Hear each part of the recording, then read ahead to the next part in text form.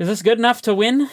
Having already resolved a Primeval Titan with our opponent only with a Blood Moon and some mana sources in play? I don't know. We'll see. Alrighty, guys. We are here for the 5th and final match. Can you believe it? The 5th match is here already? That's insane. And we are currently 3-1, playing for the potential 4-1 here. If we end up 3-2 at the end of this league, I won't break a sweat about it. We still get our league value back if that's the case, and gain some value, some entertainment, some enjoyment. Hopefully some learning and some knowledge, and if you do find yourself enjoying this video or learning something from it, then go ahead and show support in the way that you can by liking, commenting, subscribing. That's all I'm going to say about it. I hate shilling, and you guys know it. So, yeah, let's just go ahead and jump straight into the games here. Also, while we're queuing up here, I do want to say that I will have some parting thoughts for the list at the end of this match, so if you want to see what I think about the list and what could potentially be changed, then stick around until the end. Alright, let's hop in here. Play out this final match. We got soundly stomped by Esper in the last round, so if you want to see how that panned out, then go check that out. On the draw. Had to happen sometime, and we see another hand of a billion Turntimber Symbiosis. To be honest, though, I don't mind it. We'll keep this, as we have 3 land sources, essentially. A couple of 1-drops, a Dryad to cast on turn, what is this, going to be turn 2? And I think we just fetch for a basic here, as we are obviously playing against potentially Ponza. What color did they name? Red. So we're playing against a Blood Moon deck of some sort. Definitely want to fetch a basic land here. You know what I just realized? This was actually a huge punt if our opponent doesn't have Blood Moon, because we can't put Turntimber into play with the Tribe Scouts. I know this, I just didn't think about it. I guess we need to draw another untapped source if we're to play Dryad this turn. Of course, if our opponent has Blood Moon, then it doesn't really matter a whole lot. We'll probably just lose regardless. There's the Blood Moon. Okay, great. Exactly what we want to see. Get a free bounce land in play here. Definitely should have... Why did I not play the Turntimber and activate Tribe Scout to get in the bounce land? I'm just playing horribly this game. At least it's against a Blood Moon deck, so it probably won't matter, but didn't even play the Scout. I just attacked and passed. Well, that's okay. This game is lost. We'll just try to win game 2 and 3. It's all good. It's all good. There goes a pillage on our basic land. Yep, definitely could not have won this game. Vesuva, unfortunately, doesn't do anything. It just enters as a mountain here. We cannot copy our opponent's forest. I will prove that by playing the Vesuva and showing that it is just a red source. Yeah, I feel pretty confident in scooping this one up, so... Game 2. That was a mess. Let's not do that again. Obviously, we want explosives for our opponent's 1-drops and or Blood Moons. I like Tracker here, as it does relevant things even if our opponent has Blood Moon in play. Getting the clues is still relevant, even if all of our lands are mountains. Dismember could be good if our opponent has Glorybringer or Magus of the Moon, which I have seen on the Uprise more recently, so I am interested in Dismember. Not super interested in Scout, as it dies to Stomp / Bone Crusher Giant, and also just Lightning Bolt if they have that. We could potentially die to our own Pact, although Pact does let us get Rex Age, so I don't think it's that bad. Fog does nothing. Cavern does nothing. Ghost Quarter lets us find a basic land if we target our own land, which is kind of fringe, but it is, like, potentially useful. I don't know that it's that great, though. I'm going to trim the Ghost Quarter. What else? What else? Amulet, not really that relevant if we just have a bunch of basic mountains in play, essentially. Azusa, the same thing, so I'll trim on those. Trim on a Turntimber since we're unlikely to cast it. In fact, we could even trim more heavily on Turntimber, which I don't mind. We're not really going to be casting this for the mana cost. I mean, look at how many green sources we would need for that. Although we are playing on killing our opponent's Blood Moon, if at all possible, but still. We can trim and explore, just because this is a little bit of a faster matchup. Let's see, what else?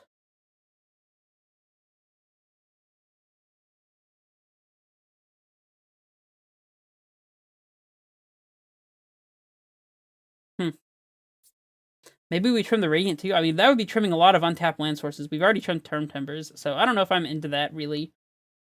Second Pact can go, I suppose. Another Scout. Alright, I'm down. I guess Scout lets us play around potential pillage type effects by scouting in a bounce land at instant speed, but I don't know. Scout is also just likely to die anyways, and we have a couple of untapped green sources here, so I do like this hand. We'd like to draw another land of any sort that isn't a bounce land, so that we don't have to play bounce land onto and expose ourselves, but that's alright. Play out the fetch land first, of course, so we can get our fetch for basic forest out of the way. Just yield until they're instep. If they play an elf here, I'll probably just dismember it. They do play the elf. Yeah, that one's gone. G-O-N-E, gone. Out of here. All right, let's untap. There's a land source. I like it. Not pay the life, of course. Pass it back. Next turn, we'll just play Dryad. Utopia Sprawl, naming red, of course. Utopia Sprawl, naming red. Yep. All right. I mean, we've got all the basics in the world, which is actually quite nice. Yeah, we're going to get this Dryad into play, and we're going to play the other basic forest here, since we want to be able to put this Simic Growth Chamber into play for free if our opponent doesn't have Blood Moon. Like, if we drew land here and our opponent just played Blood Moon this turn, we could go Growth Chamber, land, cast Titan. But if we had played the Growth Chamber here and picked up a forest, then we would not be able to cast Titan, so that's the reasoning for that. Also, Growth Chamber lets us get repeated clue triggers if we can't just cast Titan here, so that seems pretty relevant to me. Our opponent has lands. Lands and Utopia Sprawls. See if they have Glorybringer. I really hope not. Blood Moon. Alright, well, we played around this one. Hey, this is a land that we can play. Nice. I guess we're just slamming Titan. Maybe it would have been better to play the Tireless Tracker and then play those two lands, but whatever. This is more mana efficient, I suppose, and gets our last remaining basic lands out of the deck, so that's cool. Swing for it. Is this good enough to win? Having already resolved a Primeval Titan with our opponent only with a Blood Moon and some mana sources in play? I don't know. We'll see.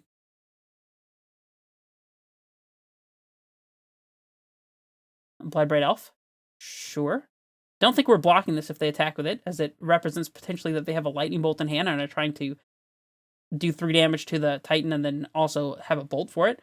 Right, well, obviously we're playing Tracker here. If our opponent has a way to kill it, then that's just extremely unfortunate, but nothing can be done about that. Probably should have played this Amulet so we get to untap the lands we put into play, but that's alright. We'll swing with the Titan. Do we swing with the Dryad? Our opponent can double block the Dryad. I don't know if I care if they do that, though, to be honest. Whatever. Get in there, Dryad. Do your thing. They stomped the Tracker. Yeah, nothing we could do about that. At least it meant that our not playing the Amulet didn't really matter that much. So here we want to get lands that matter if we can eventually get Blood Moon out of play. So Boros Garrison, in order to help us haste our Titan, if we do get Blood Moon out of play and resolve a Titan, seems like a good one. And also Tolaria West. Although I suppose if we draw Tolaria West while our Dryad is in play, then we can actually transmute it immediately. So maybe we want those in our deck instead. So I guess just like a Valakut maybe. Or even the Sunhome, but probably Valakut makes the most sense. So Garrison plus Valakut is fine to me. I guess there's no real reason not to play the Amulet here. Our opponent's chumping the Dryad, that's fine. Alright, let's play the Amulet, I suppose, and pass it back. Very important Amulet of Victory that we see here. This is why I boarded one out, by the way, is look at how much this Amulet's doing. They play the Giant, of course. I think we still have to attack into this, I don't know. Maybe, maybe not. If our opponent eventually finds a Klothys and just, like, starts going ham, then it's not like we can realistically beat Klothys going long. I kind of feel like we have to trade with our opponent's board. I don't like it. That one is really, really good. That's a really good draw. Thank you, deck. I mean, we're killing our own Dryad, but that is a small price to pay. Alright. That one's a really, really good draw. Alright, let's just blow it up. Alright, let's go to combat, get the double strike land, and I think we basically just have lethal here. And we're rewarded for having played out this Amulet anyways, and also having gotten the Garrison to set this potential for the future kind of thing up. So we want this one. I guess we want to... Actually, let's just get a Simic Growth Chamber, so if our opponent has some kind of crazy way to survive here, we can pick up and cast the Turntimber. Just make sure there's no yields. We'll untap some lands. Activate the Sunhome, and maybe that'll be the game. Alright, we managed to steal game 2. Feels great. Do we want to change anything? I'm not sure. Scout, like I said, does have potential to play around things at instant speed, and having a turn 1 play is not the worst when our opponent's going to be playing a turn 1 Sprawl or Elf. So I don't mind Scout. Is it better than Explorer? Maybe. Explorer helped us find our extra threat there, though. Or, I guess, I don't remember what it was we drew off the Explorer. Let me know in the comments. I have already forgotten. Maybe this Azusa is just not good. I guess it, like, lets us speed out a Titan. I don't know. Maybe having one to pack for is good. Let's just, trim one Explorer and add one Scout, just so we have a little bit of early things to do here. I do think Scout is better than Amulet in this matchup, that's for sure. Maybe we should be trimming a second Amulet to play the fourth Scout. Who knows? This hand has basic lands galore and packed for Rex Sage and or Titan, so we're definitely keeping it. We have to decide if we want to play Amulet on one or Scout on one. Scout on one would let us potentially play Dryad on turn 2. However, Dryad on turn 2 isn't good unless our opponent already has put a Blood Moon into play, which they won't have done, because that'll unlock all of our lands and let them tap for the colors they need to. And our opponent could also just have a Bolt or Bone Crusher for the Scout, so I'm not super in love with the idea of just playing out the Scout here. I mean, with just yeah, playing out the Scout. That's what I was trying to say. I think I am just going to play the Amulet, and we're obviously going to fetch here for obvious reasons, named Blood Moon. We get to explore this upcoming turn and maybe gain some life off Radiant Fountain. Explore plus Scout. It seems pretty decent. If we draw a bounce, then we can play Dryad. Ren 6. Well, that's... I did not expect our Ponza opponent to be playing Ren. Don't know why not, but I didn't. And that makes our Scout look a lot worse. We didn't draw the bounce land for Dryad, so I guess we are just casting this Explorer. And I think we are supposed to just go ahead and put the Scout into play, so our opponent is incentivized to do something other than plus with the Ren, as I think them going down just puts us further away from them potentially ultimating Ren on us, which we don't want happening, so let's just play the Scout. I guess maybe holding the Scout to pitch to Force could have been good too. I don't know, whatever. We're just going to have land hold up Force this upcoming turn if we really need to. We don't really care if the Scout just dies for our opponent's Ren minus. Not that much, at least. Huh. They have the Moon. Well, we have the Force. Not super worried about that. Do we just slam the Dryad? If we play Dryad, and then play land, or play land, Dryad, land, then any untapped source lets us pack for and cast Titan. Maybe we don't even care about this Blood Moon just yet. I don't think that we do. Let's just play Dryad. Play the land. Pass it back. Worst comes to worst, if our opponent like pillages a basic land, for example, we can just force pitching the Summoner's Pact to kill the Blood Moon. Even a second copy of Blood Moon if they play a second one here. Seasoned Pyromancer, whatever. We don't really care about that one. I'm always actively glad when our opponents play for turn a Seasoned Pyromancer out of this particular deck. I'm not meaning that in a condescending way either. It's just a matter of fact. Seasoned Pyromancer is not the best thing our opponent could potentially be playing against us. There's our land for Titan. Sad that we can't just immediately copy a basic with it. And after we get this Blood Moon out of play, this Vesuva will be copying literally nothing, but... I mean... I'm casting Titan here. I don't care what you say. It's happening. Let's just, auto mana to make our lives easier here. This Blood Moon that our opponent has very carefully set up is not long for this world, I tell ya. Didn't even matter. Yeah, let's not attack with Dryad. I think potentially getting Valakut triggers down the line is going to be more relevant, so... See if our opponent has double Bolt. Stomp. Double... That's weird to me, actually. Oh, they're stomping the Dryad. Okay, that makes sense. Well...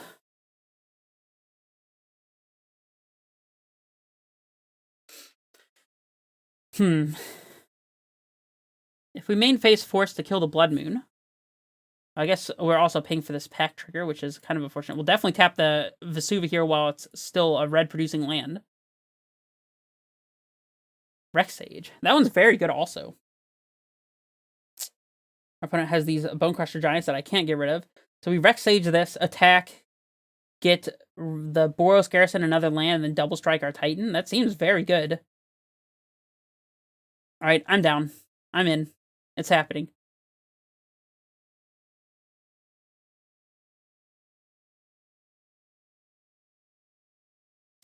What has our opponent got here for 2 mana that they want to cast? I'm a little confused. Oh, Ancient Grudge the Amulet. Alright, you got us. That happens. We'll always yield this one. Yep. Get that Blood Moon out of here.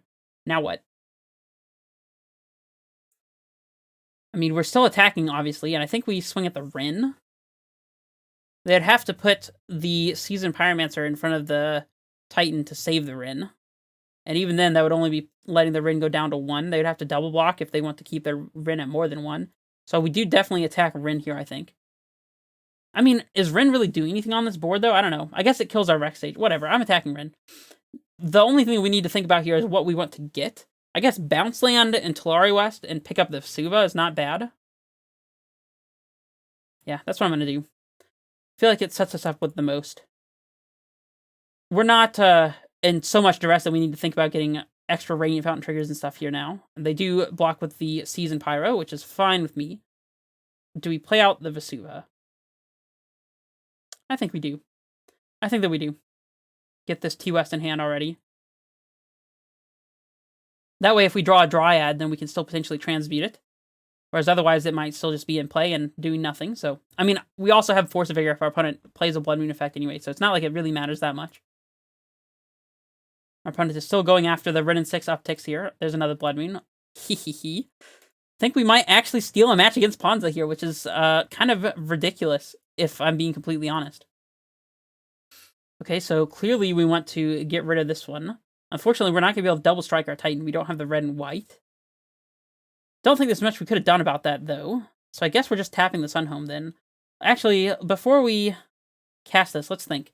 Because we could potentially transmute for and cast Dryad. We have 4, 5, 6, 7, 8, 9, 10, 11. So if we use 4 down to 7... I guess we only have 10 if we need to activate Sunhome. So we use 4 down to 6. 3 transmute, 3 to play Dryad. We have no mana floating, so I don't think there's any way that we can actually activate Stronghold here. I guess we're just getting double Val Cuts on the attack anyways, though. Whatever. Let's just go ahead and kill this and kill our opponent. We'll transmute. Get a Summoner's Pact. Our opponent concedes the game. Alright, so we ended up 4-1, beating Ponza of all things. Doesn't happen that often, but I'm glad when it does. There are ways to play around Blood Moon, and if you play heads up, then, or just, you know, get lucky enough to draw Rex Sage and Force of Vigor like me, then of course you can win a match. Yeah, so some parting thoughts about this list. I don't have a whole lot to say.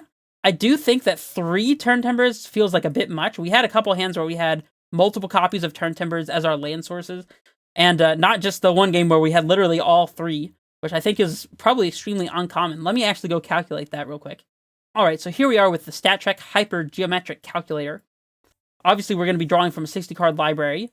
We have only 3 Turntimbers in the whole deck, and we're taking a sample size of 7 cards from those 60. This is our hand size. What is the possibility that we draw 3 of those 3 Turntimbers? Let's calculate. The chances that we draw 3 Turntimbers exactly is 0.0010. So that is less than a single percent. That is 0.1%. That it was like one of those 1 in a million type games. It's extremely uncommon to draw all 3 Turntimbers, which is quite hilarious to me. But I think it's not that uncommon to draw 2, and especially over the course of a long game, getting extra copies of Turntimbers can happen. I don't know, maybe 3 is fine. Maybe we just hit some variants drawing multiples and stuff, or maybe the MTGO shuffler is not as randomized as you might think. The only thing, I think maybe the second Azusa is not super relevant. Usually casting Azusa is just strictly worse than casting Dryad, in my opinion. So maybe we could trim an Azusa to make room for something else in the main. Although, to be honest, I'm not sure what I would want to add. Like, a tracker in the main, like, maybe, but that doesn't really seem necessary, especially with these Turntimbers here. Maybe the 4th Garen Brig would be a good add, or the extra bounce land that we're missing. Maybe, like, trimming an Azusa, adding an extra Sanctuary here. Sanctuary being the choice, of course, because we already have a couple extra red sources and Val Cuts in order to naturally activate things like Stronghold and Sunhome. Yeah, I think that's a good change. And maybe trim 1 Turntimber? Maybe. I don't know. I think maybe playing 3 is fine. I actually do think that adding the Turntimbers does add something to the deck that I have previously been overlooking. There were a couple games where Turntimbers just gave us something extra to do where we would have just been dead in the water with some extra basic forests. Although, as we saw in our games against Ponza, just having a huge wealth of turn 1 basic forests in the form of a couple fetch lands and just the natural 5 force that we play is actually extremely relevant. I wouldn't mind getting an extra force in here. So maybe, if further testing proves that 3 Turntimbers is too much, maybe I would cut 1 Turntimber and add an extra forest here. We still get to stay at our 13 green sources, which is nice with our turn 1 scouts. And I do think, like I said before, that Scout is actually better than Grazer in the current meta. I think that if your opponent's killing Scout, then that's one less thing that they're pointing at your face if it's a burn spell. And it's one less mana that they're using to commit to the board. Even if their 1 mana would have been an extra Soul Scar Mage or a Monastery Swiftspear, then it's better that they interact with Scout than actually commit to the board, usually. I don't think that cutting the Grazers really has too much impact on our red aggro matchups, even against burn. I just don't think that Scout is that significantly worse. But it helps a ton in matchups where we want to be able to do things at instant speed, like flash and bounce lands against the Taxes decks of the world, Leonin Arbiters and Ghost Quarters and stuff. It's also relevant for flashing in Bog against combo decks and stuff. So, anyways, I'm not saying that I would cut the Turntimber for Forest. It's just a potential option. So, but if you would feel more comfortable playing fewer copies of Turntimber, maybe you would, maybe you wouldn't, then I think that adding another basic force is the way to go. Yeah, that's all I have for this league. Let me know if you have any ideas for what I should do in the next one. I did see somebody mentioning potentially playing some Trinket Mage, trying to search up some Amulet of Vigors with a 3-mana blue creature. What? If that's something that you are interested in seeing, then let me know in the comments below. Also, I did pick up a couple copies of Abundant Harvest. This is a 1-mana sorcery that's been revealed that it's going to be in the next Modern Horizons set very soon around the corner. And it's a 1-mana green spell that says choose land or non-land, reveal cards from the top of your deck until you reveal a card of the chosen kind, put that card into your hand and the rest on the bottom.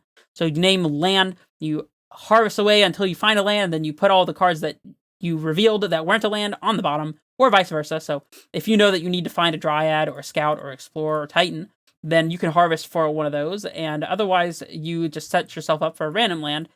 Admittedly, I'm not the hugest fan of this card in general. I do think that it could be a little clunky, and just a randomized land or randomized non-land doesn't seem that exciting to me, but of course we're here to test new things and see what works out, so whenever this one does become legal, which I'm not sure of the date that it does, but whenever it does, maybe I'll add a little line of text over what I'm saying right now so you can see when I might be able to play this one. Yeah, I do have 4 copies of this card, in fact, so we can give that one a shot whenever. Yeah, just letting you know some things that are going on in my head, in the background, and I think this has been long enough, don't you? This is Red Face Menace, signing off.